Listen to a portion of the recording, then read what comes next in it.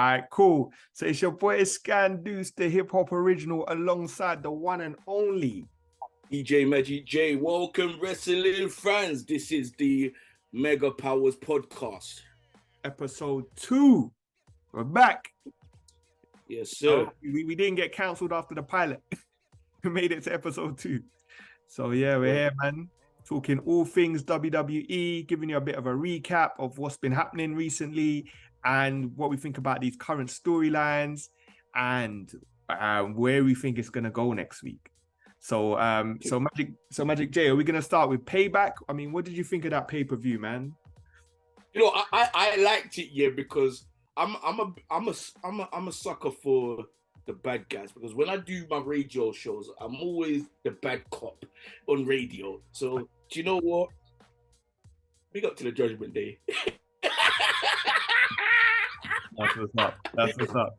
Up to the Judgment Day. Yeah, they manifested what they was gonna do, right, from day one, and they done it. Only thing they need is the world titles. Yeah, the world it is for my man to get the world title, Damien to get the world title. But as I said, he managed. Images of the 4 horsemen is seeing all 4 members with gold, you know. So I think deep down everybody loves seeing a faction holding all the titles. You know, we finally got to see that with the Judgment Day. So you know, it was beautiful. It's beautiful, man. So what did you think of it? Because I watched it. To me, it was good, but I could tell what was gonna. I don't know. You know, I had a feeling what was gonna happen, because I don't know why I don't go to bookie shops. Yeah, they call me Magic for a reason, because I always predict stuff. But I don't go to the bookie shop and bet. You know what I mean? I should have bet on my all the people who won. I should have bet. I don't understand why I never bet. Yeah. You know what I'm saying? But I like the show. You know, I would love to see another Payback somehow, but that's not for now. But you know, the highlight for me was definitely the Judgment Day, and obviously, you know, one of my new favorite guys, which I've been watching since he was in NWA till he went to Impact and whatnot. You get what I'm saying, Mr. Yeah, you know, he done his thing. He done his thing. You get what I'm saying? And you know what? LA Knight, Gavin, I know him as Eli Drake. Yeah, he's got the best talks, speaking voice in the whole of wrestling today. I'm just real. Yeah, I've heard it been said, man, that he's like a perfect hybrid of The Rock and Stone Cold. What do you think about that? The Rock and Stone Cold? He's like the middle child. Yeah. Yeah, he's an inbred. You know, and I mean, some people say, "Oh, that's not original," but you know, sometimes it's clever, because you know, sometimes you want to see stuff like that, like hybrid of characters. I mean, over in AEW, you've got the Guns, like they literally dress up as Shawn Michaels from 1992. You know, yeah, man, you love to see that stuff. You know, it brings like older fans back, as well as, you know, you got newer fans, and he's done it really well, and that's why he's like the most popular guy in the company right now. You know, he's doing amazing things. But yeah, you mentioned Judgment Day winning all the titles, man. They had an epic street fight with Kevin Owens and Sami Zayn, which ended up being like 5-on-2 in the end. But do you think they actually dropped off because, you know, they've done 5-on-2 before when it comes to the bloodline, and they beat up the whole of the bloodline, you know, by themselves? So do you think that they literally dropped off in a slight itch, you know? Because to me, I don't know, because to me they could have done it, but I think it's Mr. Kevin Steele, aka Kevin Owens. He wasn't in it. It was like, he's not bothered. Yeah. I think you know what it is. I think for Mania 40, I think they want to set up Sami Zayn versus Kevin Owens. So at some point they had to drop the titles, man. And I think in terms of the title run itself, it wasn't much of a title run. I think really and truly it was more about them winning the titles off the bloodline in the main event. That was the key thing. And then since then, they were just kind of coasting with the belts. They didn't really have no memorable title defenses. So to me, it made sense from a booking standpoint that they took the titles off them and gave it to Judgment Day. So, you know, at least Judgment Day would do more with it. And there's like more teams emerging now, which can probably like off-road them. So, yeah. Yeah, because you know there's people like the New Days back, and then you got what's the name is come back now together and came with the MMA champion, and the man there doing their thing. You get what I'm saying? Look, I might have to buy a couple suits myself now. Profits and Bobby Lashley. Yeah. You still don't know what the name. I might have to get a new haircut and put on my 3-piece suits, man. The Street Profits are doing it. I'm liking the new Street. They still got the same flip, the same how they are, but more with aggression. Yeah. And I think it got to a point with them, man. Their routine got a little bit stale, man. They had to switch it up. So it's good to see them like be in the hills now. You know, I'm still intrigued to see where they're gonna go with it. You know, because to be honest with you, man, it's about time Bobby Lashley got his own stable. You know what I mean? He's cemented, man. He's the guy right now. You know, so it just wanted to progress, man. It's taking his time, but I want to see where they go with it. So what do you think about Rollins and Shinsuke Nakamura's fight? You know, because that was kind of mad. Out to the manga, talking about he's gonna slice man up. It was epic, man. And you kind of feel a bit sad because you think to yourself how long Nakamura has been on the roster, and I've always felt like he was being underutilized, man. You know, man was headlining Tokyo Dome, like man was a legend in New Japan, and then came to WWE and was just kind of like a mid-carder. You know, he could have a manager or something and just kept. He did win a what's it called, Royal Rumble, right? Yeah, exactly. He's won a Rumble, you know. He won a Royal Rumble. He has had title opportunities and had a title, but it's like the background team, you know, the writings team is like, you know, I think they're just trying to sway in other people, you know, not to just shine him away. But now the new creative team and Triple H is realizing that, you know what, we can't have this guy as a mid-carder. We can't have him as a jobber. We need him as someone who's going to be dominating for Japan. Yeah. And you know, the statistics is crazy, man, because if you look at it, he would have been like the first guy since Lex Luger in 1996 to win a Rumble and not win a world title. So that's mad right there. So they got to put a world title on him at some point, man. You know, I think Seth's had a good run. You know, just even if it's a little couple months, man, just give him the world title, man, so he can look at his legacy and be like, you know, Shinsuke done the thing. You know, because he's worthy. They're building him up. He plays a good villain. You know, he's got some moves, like unique moves. He can still bang you up with the Kinshasa. You know, it's just, yeah. He's a legend. I'm hoping at Fastlane, he'll just get the win, man. I think it's due. So going on, what do you think about the bloodline situation? You know, Jey Uso and the whole family sort of separating. Yeah. So at I say sort of because anything could happen with that family. Right. So at Payback, we saw the return of Jey Uso at the on the Grayson Waller effect, where the special guest was Cody Rhodes, and he dropped the bombshell that he was bringing Jey Uso to Monday Night Raw. But obviously, they've not revealed who they've traded him for. So some people are speculating it might be Cody Rhodes himself, so he can go and finish the story on SmackDown. But in terms of the Bloodline story, I feel like they've just put a pause on it, because since my man left, you know, it's not, and Roman's going to be away for a little bit, so they're kind of like, it feels like they're just treading water from week to week. They're not really doing anything. Right. So and the storylines, it's got a little bit silly with, like, obviously Jimmy Uso's just be like, yeah, I'm leaving the Bloodline now. I'm back in the Bloodline, and his brother saying, yeah, you can't leave until we say you leave. You know, and it's just, all right, cool. Let's progress, man. Let's do something. So okay. Well, you know, in Payback as well, the mommy done good. Yeah.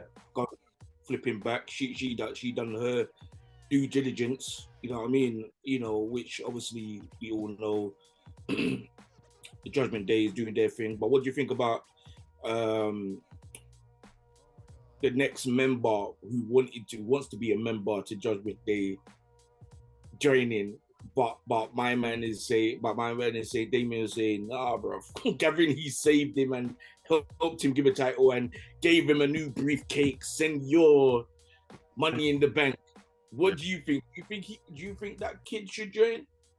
Thing is, man, I like how they're treating him like a young boy, innit? So he's just on the outskirts, you know, because it kind of it messes with the image, man. They look sick as like a four-piece crew, you know. So unless they swerve and maybe Damien gets kicked out or something, then it'll make sense to bring him in. But for now, man, I don't know, man. To me, it don't look good, you know, because he's kind of smaller than everyone else as well, innit? So but he can wrestle. Yeah, no, he's a sick wrestler, man. But I don't know. But you never know with these things, man. Sometimes you just do it and just see if it sticks. Mm-hmm. If not, like I just came out like they did with Edge. So you know. You know, this week alone, you know, we had Raw, we had good breaking NXT all like record. Yeah, which was what 35 years since Honky Tonk Man had the record, you know, which is crazy until like Ultimate Warrior just destroyed him. Yeah, man, Gunther is obviously, I think, worthy. But then everybody I speak to and I say to him, all right, cool. So is he the greatest Intercontinental Champion of all time? And they're like, nah, bro, nah. Even though he's got the record. So let me pose a question to you. If Gunther ain't the best, then who is? He's boring. No, he's boring. But Yeah. he's got that thing about him that he will win no matter what. No matter what, he will win. Like, but if you study him, and if all the wrestlers studies him properly, they can beat him. Not by count out, him being out of the ring and counting out like what happened the other day, but I'm talking about pinfall. They can, but he's an executioner, isn't it? Like, he can put you in those positions, and you're like, get me? So I don't know. He's the greatest of this time. Yeah, this generation. Okay. This generation. Yeah, that's a good way of putting it, man. Yeah, I hear that, man. Okay, that's dope. What else happened, man? Obviously, we saw Trish is going down to NXT to face Tiffany for the title next week. I mean, what's your thoughts on Racing up Fury? They seem like they're the most egotistical people in the whole of the WWE. You know what I'm saying? They I don't know, that WWE team done a good job by putting them two together because they're both the same. Yeah. Do you think they will ever win a tag team? Ooh, that's a good question, man. That's like Shayna Baszler and my girl as well, who just left Trish Stratus. Like, them two as a team looks wicked as well, man. So the problem is they never booked the women's tag team division properly, man. I think that's been WWE's biggest problem probably for the last decade, is booking tag team divisions, man. I don't know, like, says he doesn't like tag team wrestling or whatever, but like they got to do better, man. They got to do better, like, because it kind of feels like the belt, they just dash people together and they don't really feel like there's storylines, you know. And then you have the situation where Sasha. We're talking about belts here. Do you think they should do the same thing that they've done with Roman Reigns with the men's tag team belts? Because everyone's just carrying around now the red and blue belt together. You know, do you think they should go back to formality and go back to how it was back in the 90s, 80s, 90s, when there was just a tag team belt, just this, just that, or do like a little competition for SmackDown and for Raw so they both can win a belt each, because to me it's getting ridiculous. Because I love to see it when Raw had a belt, and then you know what I mean, and then on WrestleMania or SummerSlam or Survival Series or something, it's Raw versus SmackDown. Yeah, you know what? It's a good debate, man, and it's interesting because obviously they got to do two separate titles just because WWE tours as two different brands. So you get the SmackDown tour, and then you get the Raw tour, and like each brand needs its own champion. That's why what they do. At the same time, you can't. The tag team division is not big enough to have two separate belts. That's the problem. So, but then if you had the two separate belts, with my man trying to make the pay-per-view shorter now with like 6 to 8 matches, that always means that one title is not going to be on the pay-per-view. And if you don't book it, it might be the Raw title that never gets put on pay-per-view. Or so it's but it needs a redesign, man. So I think they're still trying to figure it out, but something needs to happen soon, probably by the end of the year, you know, because it's looking a bit messy. So yeah. That's how it is. So you caught up on SmackDown this week? So SmackDown was Friday. Obviously half the roster is in India for the WWE Spectacular. So it was quite a limited lineup, but they still put on a decent show. Obviously centered around Jimmy Uso versus AJ Styles. It kind of looks like AJ Styles is dissolving the club, man, which is mad. So I don't know what's going to happen to Anderson and the other guy, Gallows. But AJ got the W, so that he's looking good. I don't know if they're setting AJ Styles up to face Roman Reigns, because I don't think we've had that yet in the 3-year reign, AJ Styles versus Reigns. But I still want to see Lashley versus Roman, man. That's a match. That would be definitely iconic. You know, that's something to look out for. What do you guys think? If you guys think that should happen, write in the description. And also, you have Damage Control. Yeah. They fought as well, and a superstar came out at the end. Yeah. So what do you think about that? Oh, we need Asuka back, man. The problem with Io Sky at the moment, even though she's champion, it's like she's in a tag team, you know, and we kind of want her to come out, break out of that and do her thing and like really reign as a champion, man. So hopefully this feud with Asuka, you know, we can start to see the beginning of that. In a way, it's a dream match, man. And it's a shame that they're just putting it on a random SmackDown, because it should really be on a pay-per-view. But I think they should go into a Hell in a Cell or something and just battle it out, because they're both incredible wrestlers. They're high flyers. They do all these crazy, you know. That would be sick. But yeah, man, you know, it's good to see it, man. We've waited long enough, you know. Nowadays, I think the biggest problem is we don't know if tomorrow is promised, man. So they can't keep holding out on all these dream matches, man. Just give us the dream matches, man. You got the big enough roster, let's do it, you know. So yeah, it's big, but I just expect a bit more, man. But yeah, what do you think of LA Knight as the top guy, man?